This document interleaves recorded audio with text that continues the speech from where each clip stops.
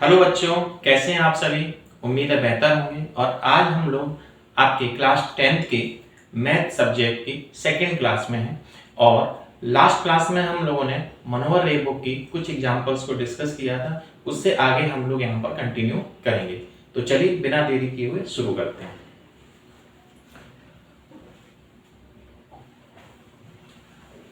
Screen पे हमारा एक क्वेश्चन है, लिखा हुआ है दी गई संख्याओं 0, 1, 2 और 8 में अभाज्य संख्या कौन सी है। ठीक है ना। तो हमें इस क्वेश्चन में ये बताना है कि अभाज्य संख्या कौन सी है। तो देखिएगा, अगर मैं बात करूं अभाज्य संख्याओं की,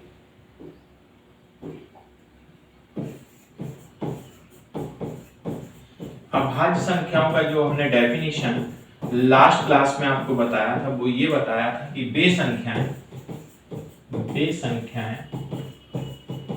जो जो स्वयं एक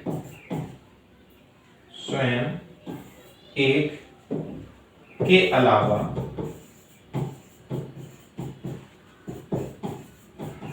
किसी से न कटें, है ना। और एग्जाम्पल के तौर पे हमने लिया था कि 2, 3, 5, 7, ठीक है ना। इसके अलावा 11 और इस तरह से ये सभी क्या थी, हमारी अभाज्य संख्याएं थी, जो कि हमने लास्ट क्लास में जो है सीखा था। तो आप देखेंगे इसमें हमारा सबसे छोटा अभाज्य क्या है, वो है हमारा 2। तो इसमें अगर आप देखेंगे तो हमारा 2 यहाँ पे मिल रहा है, तो ये हमारा क्या हो जाएगा, आंसर हो जाएगा। ठीक है ना। चलिए आगे बढ़ते हैं। अगला है क्वेश्चन, यदि लासा 12 और 21 का 84 दिया गया हो, तब मासा 12 और 21 का क्या होगा, ये आपको बताना है। तो इस तरह के क्वेश्चन हमने लास्ट क्लास में किए थे, फिर से देखते हैं। जो चीज दी गई है वो आप फटाफट नोट करेंगे। आप देखेंगे यहाँ पर जो दिया है, क्या दिया है आपको, पहली संख्या, क्या दी है आपको, पहली संख्या यहाँ पे दी है, वो दी है 12। और आपको दूसरी संख्या जो दी है वो दी है 21। और लासा जो हमें दिया है वो दिया है 84 और हमसे मासा पूछा है। इस पे लगा देंगे हम क्वेश्चन मार्क। अब यहाँ पर हम लगाएंगे फॉर्मूला, क्या हो जाएगा मासा गुणा लासा बराबर हमारा हो जाएगा पहली संख्या गुणा दूसरी संख्या। ठीक है ना। तो मासा जो कि हमें निकालना है, लासा में दिया है 84 बराबर हो जाएगा पहली संख्या 12 और दूसरी संख्या है हमारी 21। तो यहां से मासा निकला, वो निकला 12 गुणा 21 बटे 84, 84। तो चलिए काटते हैं इसको। पहले 2 से काटेंगे 6 आ जाएगा, ये 2 से काटेंगे तो ये 42 आएगा। यहाँ पर 3 आएगा तो यहाँ पर ये आएगा 21 आएगा। फिर 3 से 3 7 21 और 7 3 21। तो यहाँ से हमारा जो मासा आएगा कैलकुलेशन के बाद वो कितना निकल के आएगा, वो 3 निकल के आएगा। स्टूडेंट्स कितना निकल के आएगा, 3। क्लियर हुआ। आगे बात करते हैं। निम्न में से कौन सा सहअभाज्य संख्याओं का एक युग्म है। देखिए सहअभाज्य का भी हमने डेफिनेशन आपको बताया था। सहअभाज्य संख्याएं क्या होती हैं, सहअभाज्य संख्याएं वे संख्याएं होती हैं जिनका कॉमन फैक्टर उभयनिष्ठ गुणनखंड जो है वो कितना हो, वो 1 निकल गया। यानी कि दूसरी भाषा में अगर मैं बात करूं, 14 और 35 के अगर मैं खंड काटूं और इसका मैं मासा निकालूं तो 1 अगर आता है तो ये सहअभाज्य संख्याओं का एक युग्म है। और अगर नहीं, 1 के अलावा कुछ और आता है तो ये सहअभाज्य संख्याओं का जो है गुणनखंड नहीं है। ठीक है, या एक युग्म नहीं है। तो चलिए हम चेक करते हैं क्या ए पार्ट हमारा सही है या नहीं। तो हमें 14 के खंड काटने पड़ेंगे। तो ये 2 सत्ते 14, 7 एकम 7। ऐसे ही 35 के अगर हम काटेंगे तो 5 सत्ते 35 और 7 एकम 7। तो अगर इनका देखा जाए तो 14 के फैक्टर आए 2 गुणा 7 और 35 के फैक्टर आए हमारे 5 गुणा 7। तो अगर मैं इसका मासा निकालूंगा यानी कॉमन फैक्टर निकालूंगा तो स्टूडेंट्स कितना निकल के आएगा, 7। जैसा अभी मैंने बोला था, सहअभाज्य संख्याओं का जो युग्म है उनका उभयनिष्ठ गुणनखंड। उभयनिष्ठ गुणनखंड का दूसरा नाम आप समझ के चलो मासा। वो कितना आना चाहिए, 1 आना चाहिए, और यहाँ पे कितना आया, 7 आया। इसका मतलब हमारा ये पहला ऑप्शन रॉन्ग हो गया, ये होगा नहीं। चलिए हम बी को देखते हैं। बी में हमारा दिया 18 और 25, तो 18 के मैं खंड काटूंगा, 2 में 18, 3 तिरका 9, 3 एकम 3। अभी आप नीचे चलो, क्लास ले रहा हूँ मैं। हाँ आ रही थोड़ी देर।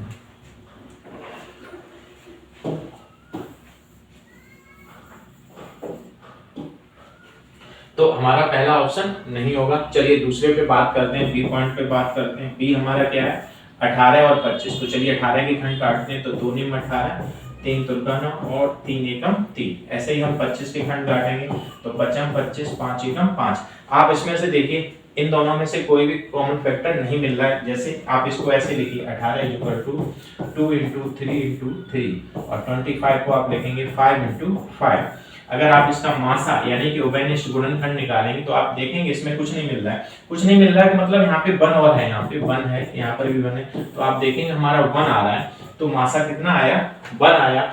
यानी कि सहअभाज्य संख्याओं का जो युग्म है ना, वो हमारा बी ऑप्शन राइट है। ठीक है, अगर हमारा बी भी नहीं मिलता है तो हम क्या करते हैं, सी को ट्राई करते हैं, फिर हम डी को ट्राई करते हैं। ठीक है ना, लेकिन चूंकि बी ऑप्शन मिल गया और ऑप्शनल है, तो फिर यही आंसर है, तो आगे खोज करने की जरूरत नहीं। लेकिन अगर आप करना चाहें तो ऐसे ही चेक करेंगे, तो इनके कुछ ना कुछ फैक्टर निकलेंगे 1 के अलावा, तो ये सहअभाज्य संख्याओं का गुण युग्म नहीं होगा। तो हमारा राइट आंसर क्या है, बी राइट आंसर है। अगले क्वेश्चन पे हम बात करते हैं। अगला क्वेश्चन है हमारा क्वेश्चन नंबर 11, कह रहा 15, 18 और 24 का लासा बताओ। बहुत आसान सा सवाल है, फटाफट निकाल देते हैं। लासा जो होता है, लासा स्टूडेंट जो होता है वो एक साथ निकलता है और मासा अलग अलग निकलता है, तो इनको एक साथ लेके हम चलेंगे। ठीक है ना, कैसे, चलिए 2 से डिवाइड करते हैं, 15 तो कटेगा नहीं, 2 में 18 और ये हो जाएगा 12। फिर इसको 2 से काटते हैं, 15 नहीं कटेगा, अब 9 भी नहीं कटेगा, ये 6 आ गया। अभी 2 से फिर कटेगा, 15 9 नहीं कटेगा, ये 3 आ गया। अब हम इसको किससे काटेंगे, 3 से काट देंगे, 3 पंजे 15, 3 तिरका 9, 3 एकम 3। अब ये फिर से 3 से कटेगा, तो 3 एकम। अब यहाँ ये 5 से कटेगा।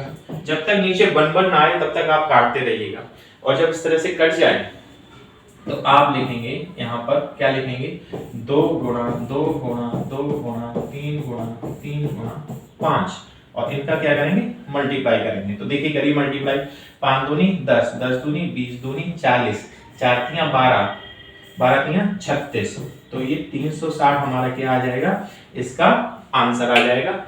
सही है ना, बहुत आसान सा सवाल है, फटाफट आगे बढ़ते हैं। अगला क्वेश्चन है, दिया गया मासा 99 और 153 का 9 है, तो कह रहा लासा बताओ 99 153 में इसका क्या होगा। तो इस तरह के क्वेश्चन आपने किए हैं, लेकिन मैं सभी क्वेश्चन को करा के चलूंगा। तो इसमें पहली संख्या क्या दी है स्टूडेंट, यहाँ पर दी है 99। दूसरी संख्या क्या दी है, दूसरी संख्या दी है 153, और अब की बार दिया है मासा दिया है कितना, 9, और हमसे पूछना है कि बताओ भाई मेरे कि लासा क्या होगा। तो चलिए फटाफट फॉर्मूला आपको पता है, क्या फॉर्मूला है, लासा गुणा मासा बराबर पहली संख्या गुणा दूसरी संख्या। तो लासा आपकी बार हमसे पूछा है, मासा 9 दिया है, पहली संख्या हमें 99 दी है, और दूसरी संख्या 153 दी है। तो यहाँ से लासा निकल के आएगा 99 गुणा 153 बटे 9। 9 से काटेंगे 11 बार जाएगा, अब 11 का आप इसमें गुणा कर लो, 11 तियां 33 हासिल 3, 11 पंजे 55 और 3 58 की 8 हासिल 5, 11 एकम 11 और 5 16, तो 1683 यानी 1683 ये हमारा क्या आ जाएगा, इसका आंसर आ जाएगा। क्लियर, आगे बात करते हैं। अगला कह रहा है क्वेश्चन नंबर 13 कि संख्याओं 6 और 20 के अभाज्य गुणनखंड विधि से एचसीएफ और एलसीएम ज्ञात करो। ठीक है, अभाज्य गुणनखंड विधि से यानी खंड काटने, सिंपल सा। तो कह रहा है 6 और 20 का क्या करो, आप पहले एचसीएफ निकालो और फिर क्या निकालो, एलसीएम। तो चलिए स्टार्ट करते हैं। तो पहले एचसीएफ निकालेंगे, एचसीएफ यानी कि मासा, एचसीएफ यानी कि मासा।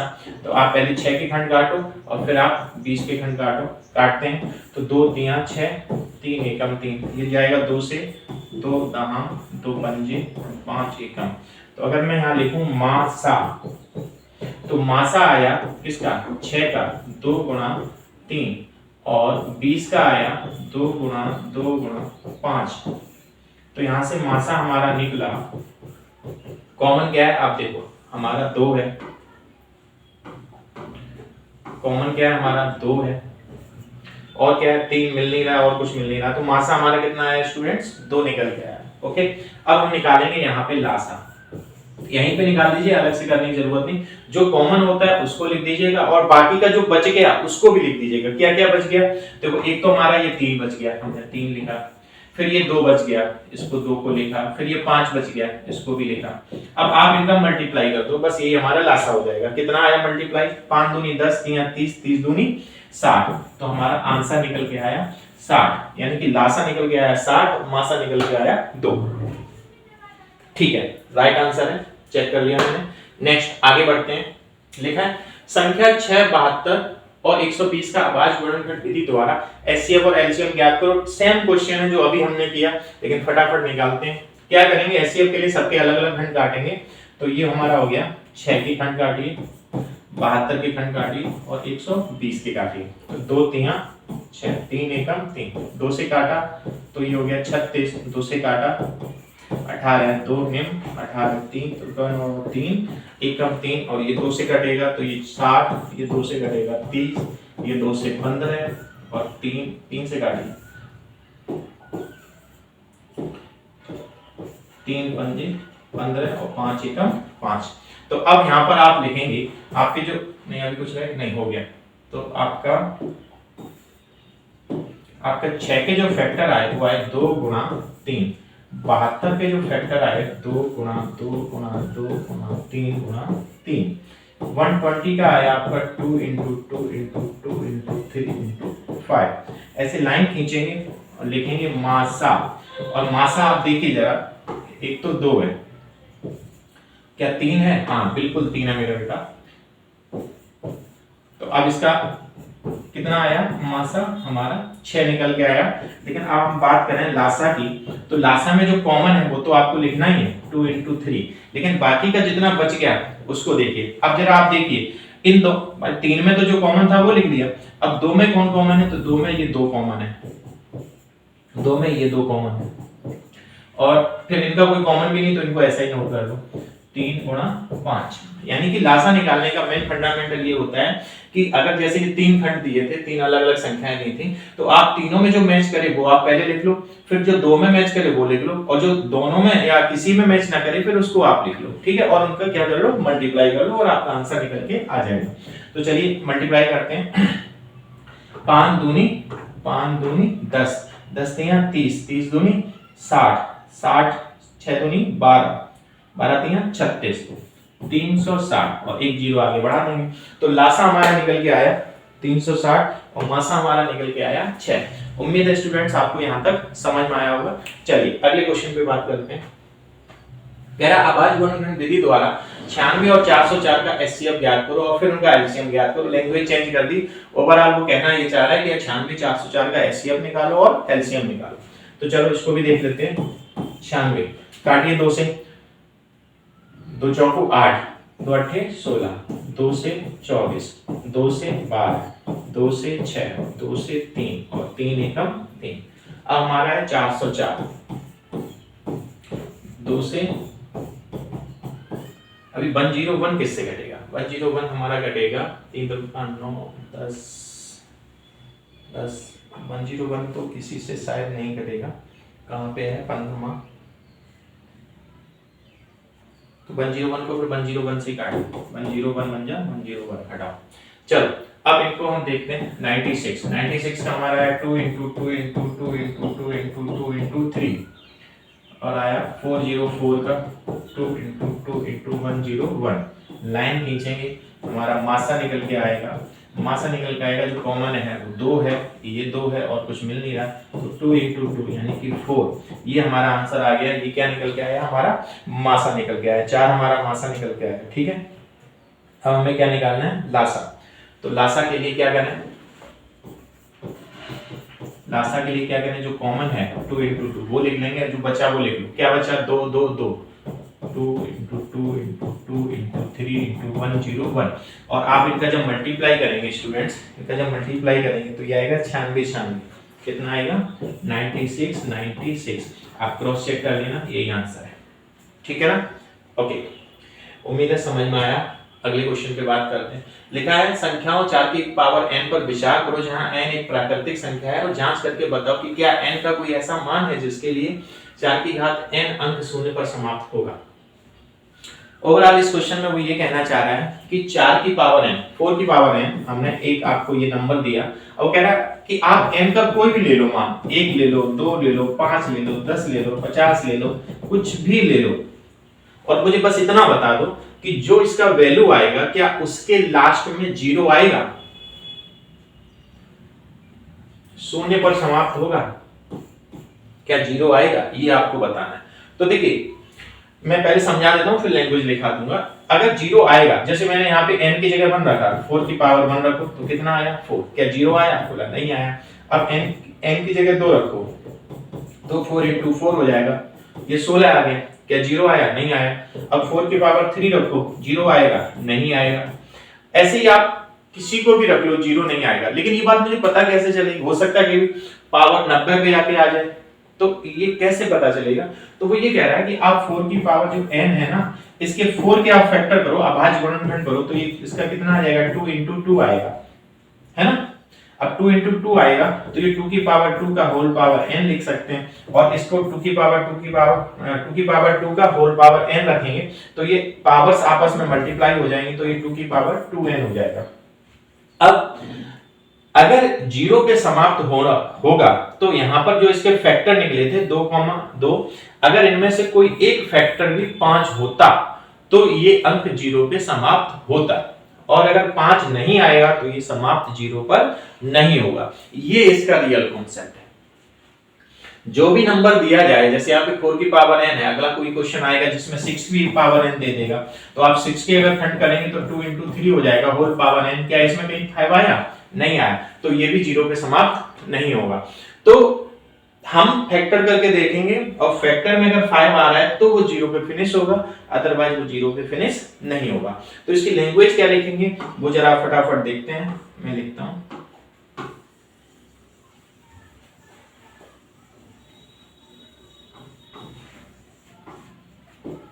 लिखेंगे 4 की पावर n अंक शून्य पर समाप्त नहीं होगा, क्योंकि 4 की पावर n के अभाज्य गुणनखंड 2 into 2 की होल पावर n अर्थात 2 है, लेकिन शून्य पर समाप्त होने के लिए, शून्य पर समाप्त होने के लिए अभाज्य गुणनखंड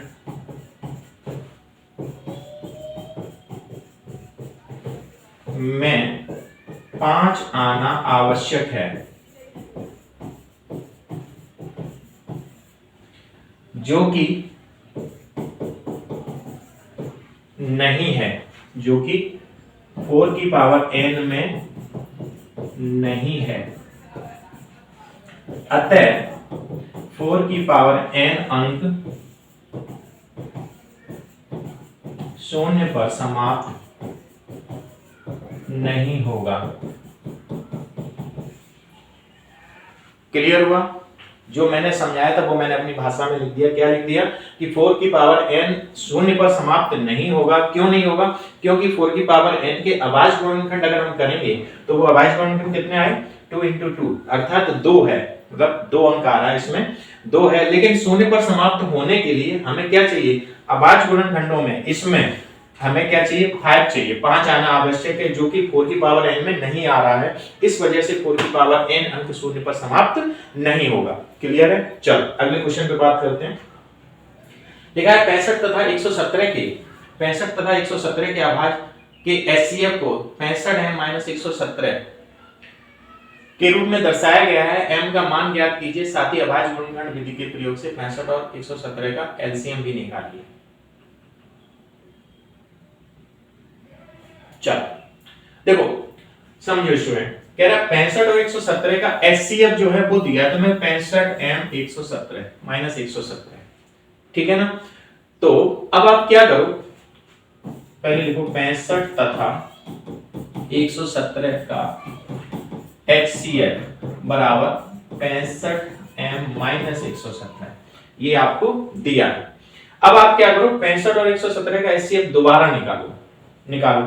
तो मैंने लिखा 65, तो इसको काटा मैंने 5 एकम 5 3 15 13 एकम 13, 117 का किया तो 117 का घटेगा 8 9 3 से जाएगा 3 तक 9 10 11 2 27 3 एम 27, फिर से 3 से घटेगा 3 एकम 3 तक 9 और ये 13 एकम 13।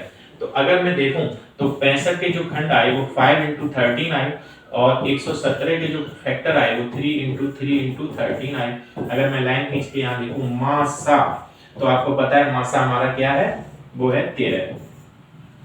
तो 65 था 117 का मासा हमने जो निकाला वो 117 यानी मासा यानी एचसीएफ, कंफ्यूजन ना होना, एचसीएफ, ठीक है। 65 तथा 117 का एचसीएफ 65 है माइनस 117 दिया ही है, और हमने दोबारा यहाँ पे कैलकुलेशन से निकाला तो एचसीएफ कितना निकला 13, तो वो एचसीएफ हमारा बराबर हो जाएगा 13 ऐसे।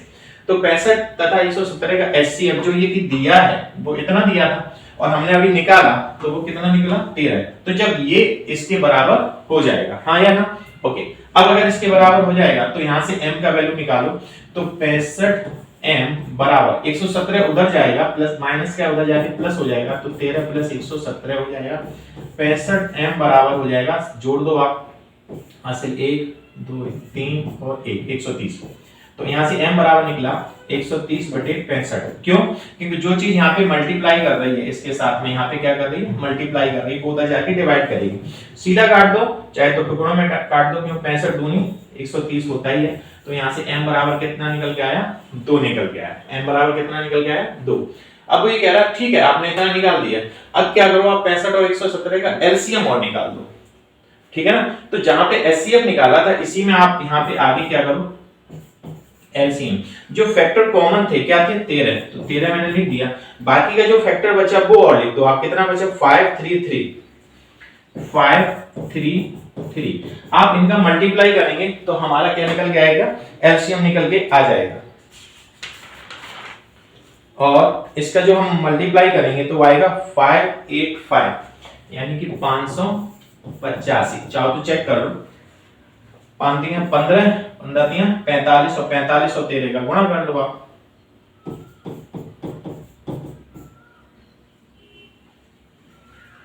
13 पंजे 65, 5 हाथ से लगी 6, 13 चौको 52 और 2 52 और 6 हो गया 58, वही निकल के आ गया, ठीक है ना। तो आप गुणा करके देख लिया मैंने, आंसर हमारा करेक्ट है। उम्मीद है यहां तक समझ में आया। नेक्स्ट पे बात करते हैं। ये हमारा एक आरेख दिया है, गुणनखंड वृक्ष आरेख जिसे बोलते हैं, वृक्ष के रूप में यहाँ पे कुछ संख्याएं दी हैं, और वो ये कह रहा है कि आप क्या करो x का वैल्यू, y का वैल्यू और z किधर गया ये ना z का वैल्यू, इन तीनों का वैल्यू निकालो। यहाँ कुछ साफ नहीं दिख रहा तो मैं यहाँ लिख दे रहा हूँ, ये 1855 है, हाँ बिल्कुल 1855 है। और अब मुझे यहाँ पे x और y का वैल्यू निकालना है, तो मैं आपको इसका एक सिंपल सा तरीका बता दे रहा हूँ। ये जो नंबर आएगा ये नंबर बराबर होगा इसके और इसके मल्टीप्लाई के, ठीक है ना। ये जो नंबर आएगा 1855 वो 5 और इसके मल्टीप्लाई के बराबर होगा, और y का जो वैल्यू आएगा वो 3 और इसके मल्टीप्लाई के बराबर होगा, और जो x की वैल्यू आएगा वो 2 into y के मल्टीप्लाई के बराबर होगा। क्लियर है? तो चलिए आपको तरीका समझ में आ गया होगा, तो मैं यहां से स्टार्ट करूंगा नीचे से। तो हमारा क्या लिखा हुआ है 371 बराबर 7 गुणा z, इन दोनों के मल्टीप्लाई के बराबर हमारा ये वैल्यू आएगा। तो यहाँ से z निकालना है, तो अगर मैं z निकालूंगा तो 7 जो यहाँ पे मल्टीप्लाई कर रहा है वो उधर जाके क्या करेगा, डिवाइड करेगा। तो यहाँ से z बराबर निकलेगा 371 बटे 7, 7 से काटेंगे 7 गुना 35 36 37 2 बचा, हो गया 21 7 21। तो यहाँ से z बराबर निकला 53, एक आंसर हमने निकाल दिया। अब y बहुत आसान है, y इक्वल टू 3 इंटू 1855 आप करेंगे तो कर दीजिएगा, 5 3 15 हासिल 1, 5 3 15 16 हासिल 1, 8 3 24 और 25 हासिल 2, 3 एकम 3 और 2 5। 55 ये हमारा दूसरा आंसर निकल आया। अब वो कह रहा है x और बताओ, तो x बताने के लिए क्या करना पड़ेगा, 2 गुणा बाई, कितना हो जाएगा 2 इंटू बाई। तो यहाँ से x बराबर आएगा 2 इंटू बाई का वैल्यू हमने निकाला अभी 5565, और इनका हम गुणा करेंगे तो 5 दूनी 10, हाथ से 1, 6 दूनी 12, 13, हाथ से 1, 5 दूनी 10 और 11, 5 दूनी 10 और 11, तो 11130 ये हमारा किसका वैल्यू निकल के आएगा, ये हमारा x का वैल्यू निकल के आएगा। तो इस तरह से हमने x, y और z तीनों का वैल्यू यहाँ से निकाला, फाइंड आउट किया। ठीक है, उम्मीद है यहाँ तक आपको समझ में आया होगा। चलिए अगले क्वेश्चन पे बात करते हैं। लिखा हुआ है अभाज्य वर्णनखंड विधि द्वारा 2520 यानी 2520 और 10530 का एलसीएम ज्ञात करो। ओके, तो एलसीएम निकालना है तो इनको एक साथ में ले लीजिएगा, 2520, 10530, और इस तरह से लाइन करिए और काटना स्टार्ट करिए। तो सबसे पहले हम 2 से काटेंगे, 2 एकम, 2 दूनी, 1 बचा, 12, 2 छिंग 12, 2 पंजे 10, 2 दूनी 4, 2 छिंग 12, 2 पंजे 10। ओके, फिर से 2 से काटिए, 2 छिंग 12, 2 तिया 6, 2 दूनी 4, 5 1 16 12 हो गया, 2 छिंग 12, 2 तिया 6, नहीं ये नहीं कटेगा,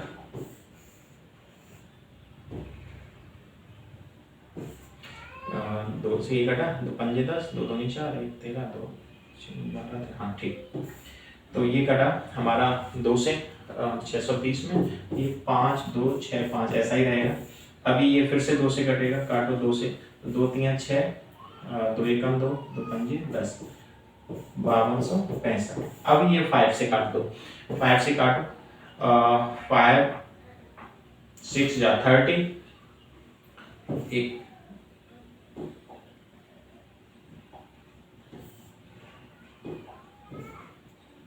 5 6 जा 30, एक बचा 15 हो गए, 5 3 जा 15। ओके, अब इसको काटो, 5 एकम 5, अब यहाँ हो गया 26, 5 पचम 25, एक बचा 5 दिया 15, ठीक है, 0 में 2 में जाएगा नहीं तो एक 0 लिया, 26 हो गया, पचम 25 26, एक बचा 15, 5 दिया 15। ओके, आगे अभी ये किससे जाएगा, अभी ये हमारा, ये तो 3 से जाएगा, क्या ये 3 से जाएगा, 5 3 8 और 1 9, हाँ ये 3 से डिवाइड हो जाएगा, काटो, 3 दूनी 6, 3 एकम 3, ये जाएगा 3 तुका 9, 10 1 15 हो गया, 3 पंजे 15, 3 एकम 3, फिर से ये 3 से ये तो चला जाएगा, 2 बचा 21। ओके, ये भी जाएगा, तो 3 सत्ते 21, 3 एकम 2 बचा 21, 3 सत्ते 21। ओके, अभी ये 7 से काटें, 7 एकम और ये जाएगा 7 एकम, बचा कितना, 7 4 11, 4 बचा हो गया 47, 42 7 7 49, नहीं ये 7 से नहीं कटेगा, तो 117 रहने दीजिए। फिर ये 117 किससे कटेगा, 3 से कटेगा, तो काटो 3 से काटेंगे तो ये 3 त्रिका 9, 10 11 2 27 हो गया, 3 ने 27। फिर ये चूंकि उधर तो बना ही रहा है, 3 से कटेगा 3 एकम, 3 त्रिका 9, ये 1, फिर ये जाएगा 13 से। ओके, उम्मीद है सही होगा, अभी चेक कर लेते हैं। फिलहाल 2 into 2 into 2 into 5 into 3 into 3 into 7 into 3 into 3 into 13, इनका मल्टीप्लाई करेंगे, तो इनका मल्टीप्लाई करेंगे तो कितना आएगा, एक बार चेक कर लूं। क्वेश्चन नंबर है 19, हम लोग सही चल रहे हैं और थोड़ा सा लंबा आएगा कैलकुलेशन वाइज, देखते हैं, कोशिश करते हैं। 5 दूनी 10, दूनी 20, दूनी 40 और 4 तिया 12, 12 चौक 12 तिया 36, 360 तो ये हो गया बेटा, 7 3 तो का 9, 9 सत्ते 63 और 13। अब इनका हम अगर गुणा करेंगे तो थोड़ा सा कैलकुलेशन हार्ड हो रहा है, मैं बस केवल चेक ये कर लूं कि मैं सही हूं या नहीं हूं। इसका कैलकुलेशन तो बड़ा पेचीदा हो गया, चलो कर ही लेते हैं, लगेगा टाइम लगने दो। किधर करूं, इधर करता हूं। तो पहले तो 63 और 13 को देखते हैं,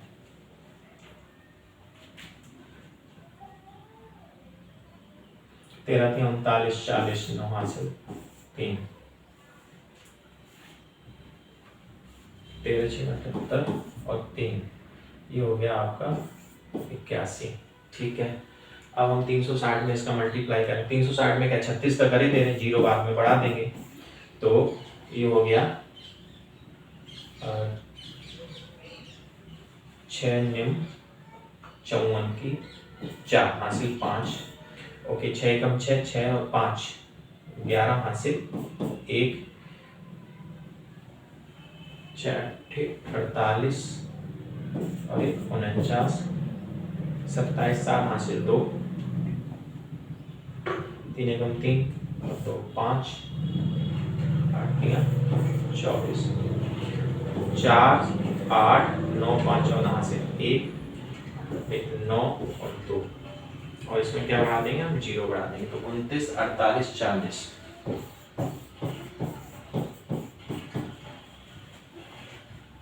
29 48 40। ओके स्टूडेंट, बिल्कुल सही है हमारा आंसर, चेक कर लिया मैंने, मैं क्रॉस चेक भी करके चल रहा हूँ। तो आपने देखा कि आवाज वर्णखंड विधि द्वारा 2520 और 10530 का हमने एलसीएम निकाला। ठीक है, कैलकुलेशन तो थोड़ी सी करनी पड़ेगी, मैथ पढ़ रहे हैं ना। ओके नेक्स्ट अगले क्वेश्चन पे बात करते हैं। देखा, एक प्रातःकालीन सैर के समय 3 व्यक्ति एक साथ किसी स्थान से चलना प्रारंभ करते हैं तथा उनके कदमों की माप 40 और 42 सेंटीमीटर और 45 सेंटीमीटर है। कह रहा है इनमें से प्रत्येक कितनी न्यूनतम दूरी चले, क्या चले, न्यूनतम दूरी। बेटा जब भी सेंटेंस में या क्वेश्चन में न्यूनतम शब्द आ जाए, इसका मतलब होता है कम से कम, क्या होता है, कम से कम। और जब भी कम से कम आता है तो आप समझ लो कि हमें लासा निकालना है, तो वह इस दूरी को पूर्ण, तो कह रहा है न्यूनतम दूरी चले, कितनी न्यूनतम दूरी चले कि वह इस दूरी को पूर्ण कदमों में तय कर सके। तो कुछ ना करो, तुम सिंपली इसका क्या निकाल दो, लासा निकाल दो, आंसर अपने आप आ जाएगा। तो एलसीएम निकालेंगे, हमारा हो गया 40 42 और 45, निकालिए एलसीएम। तो ये बेटा पहले 2 से डिवाइड करो, ये 20 आएगा, ये 21 आएगा, 2 और 1, हाँ ओके 45 कटेगा नहीं। अभी 2 से फिर से काटो, ये 10 आया, ये 21 ही रहेगा, अभी 45 रहेगा। अब ये 2 से फिर कटेगा, अभी आप इसको 3 से काटो, 5 कटेगा नहीं, 3 सत्ते 21 और 3 एकम 3 पंजे 15। अभी ये 15 5 से काटो, 5 एकम 7 कटेगा नहीं, 5 3 15। अभी ये 3 से और कट जाएगा और लास्ट में ये 7 से कट जाएगा। तो हमारा फैक्टर आया 2 × 2 × 2 × 3 × 5 × 3 × 7। ओके चलिए करिए मल्टीप्लाई।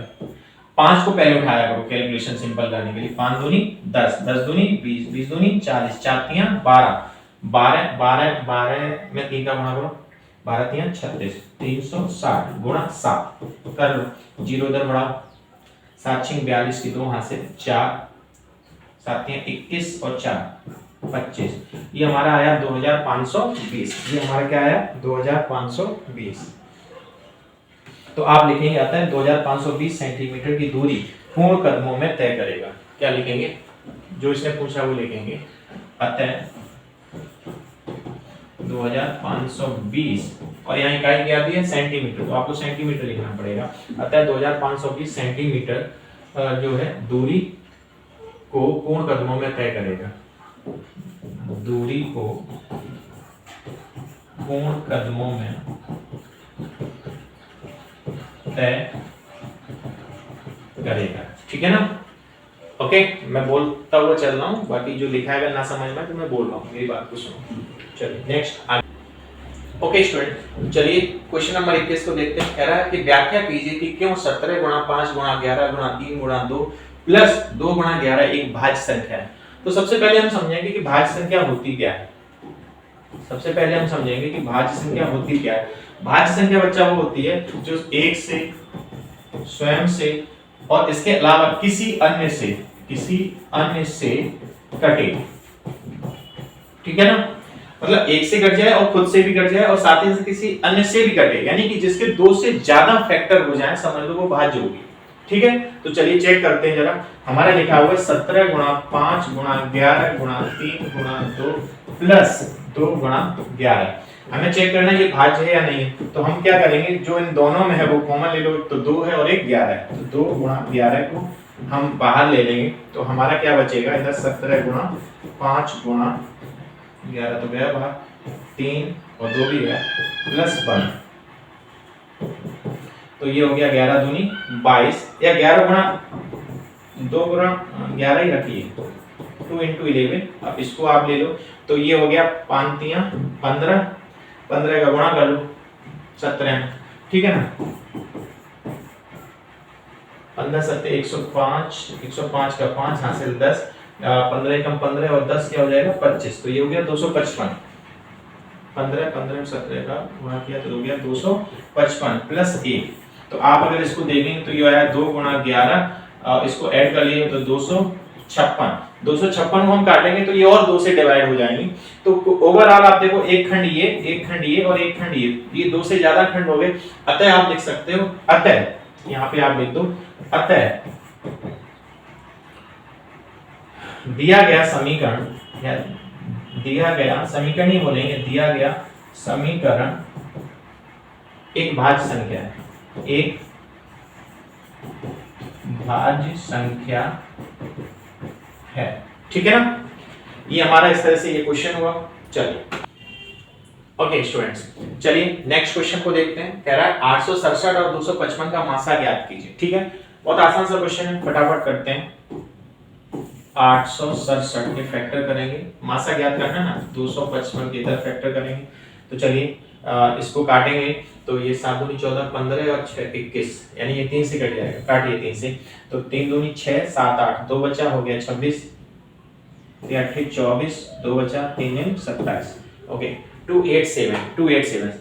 तो ये संख्या अब ना तो हमारा 3 से कट रहा है, ना 5 से तो कटेगा ही नहीं, 7 से नहीं कटेगा, ये सीधा जाके 17 से कटेगा, ठीक है। 17 एकम 17, बचा कितना 10 और 1 11, 11 और 9 119, 17 सत्ते 119, फिर ये 17 से कट जाएगा, ठीक है। अभी इसको देखो, ये सीधा 5 से काटो, 5 5 जा 25 है ना, 5 बन जा। अभी ये किससे कटेगा, ये 3 से कटेगा, तो 3 एकम 3, 4 5 2 बचा, हो गया 21, 3 सत्ते 21, लास्ट में ये किससे कटेगा 17 से। और हमें निकालना क्या है, मासा। तो 867 का फैक्टर आया 3 इंटू 17 इंटू 17 और 255 का फैक्टर आया 5 इंटू 3 इंटू 17। नीचे लाइन खींचेंगे और लिखेंगे मासा, और जो कॉमन है, क्या कॉमन है 17, तो यही हमारा क्या हो जाएगा आंसर, ए क्या हो जाएगा हमारा आंसर, ठीक है। लेकिन नहीं, इसमें मैंने 3 नहीं देखा, 3 और है, तो 3 का गुणा और करेंगे, 17 तियां 51, ये हमारा होगा आंसर, ठीक है ना। तो ये वाला क्वेश्चन आपको उम्मीद है समझ में आया होगा बढ़िया से। अगला क्वेश्चन देखते हैं। कह रहा है दिया गया है कि एचसीएफ 255 867 का 51 है, एलसीएम बताइए। तो फटाफट लिखते हैं, और ये आज की स्लाइड का लास्ट क्वेश्चन है। पहली संख्या क्या लिखा है, पहली संख्या दी है 255, दूसरी संख्या स्टूडेंट दी है 867, और साथ ही साथ हमें क्या दिया एचसीएफ दिया है हमें 51। एलसीएम हमसे पूछा है, तो फटाफट फॉर्मूला लगाएंगे, एलसीएम इनटू एचसीएफ इक्वल पहली संख्या गुणा दूसरी संख्या, है ना। तो एलसीएम निकालवाया है हमसे, एचसीएफ दिया है 51, ओके, पहली संख्या दी है 255 और 867, तो यहाँ से एलसीएम हमारा निकलेगा 255 गुणा 867 बटे 51, ठीक है ना। 51 जो है वो हमारा कटेगा 3 एकम 2 बचा 3 सत्ते 21, इसको 3 से 5 5 10 2 12 कट जाएगा, 3 8 24 25, 1 बचा 15, 3 पंजे 15, 17 एकम 17 17 पना 85, तो यहाँ से एलसीएम निकल के आया 5 का इसमें गुणा कर दो, 7 पना 35 की 5 हासिल लगी, 7 पना 35 की 5 हासिल लगी 3, ओके, 6 पंजे 30 और 3 33, अभी भी हासिल 3 लगी, 8 पंजे 40 और 3 43, तो 4335 स्टूडेंट्स, ये हमारा क्या निकल के आया, एलसीएम निकल के आया। तो उम्मीद है आज की ये सेकेंड क्लास जो हम लोगों ने की है, उम्मीद है आपको बेहतर लगी होगी और चीजें समझ में आई होंगी। अगर क्लास बढ़िया लगी हो तो कमेंट कीजिए, यस लिखिए, बढ़िया लिखिए, और साथ ही साथ अगर क्लास बढ़िया लगी तो अपने और जो फ्रेंड्स हैं उनको इसको शेयर कीजिए।